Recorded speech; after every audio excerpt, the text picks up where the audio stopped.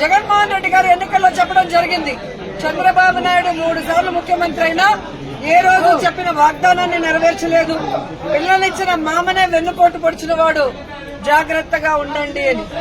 కానీ ఈవీఎంల దగ్గర మనం ఏం చేయగలం? సో ఈవీఎంలని మ్యానిపులేట్ చేశారు.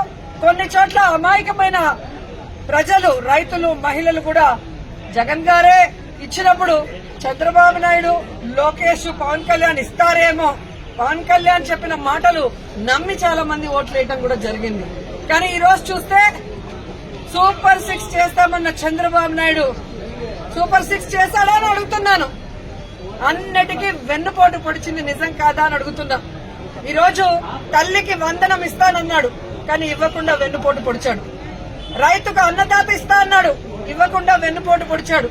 జాబ్ క్యాలెండర్ ఇస్తా అన్నాడు, ఇవ్వకుండా వెన్నుపోటు పొడిచాడు.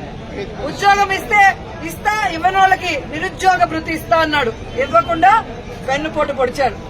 అలాగే అధికారులకి ఐఆర్ ఇస్తాను, డిఏ ఇస్తాను అని చెప్పాడు, కానీ ఈ రోజు ఇవ్వకుండా ఎలా వెన్నుపోటు పొడిచారో మనం చూసాం.